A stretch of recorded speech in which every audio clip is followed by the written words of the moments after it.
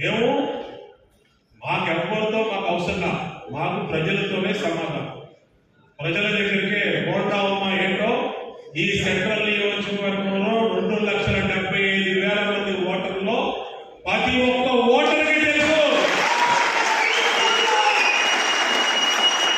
ఇలాంటి పక్క నియోజకవర్గం చెత్తకడకు వచ్చి బోండా ఉమా గురించి చెప్పాల్సిన పని లేదు.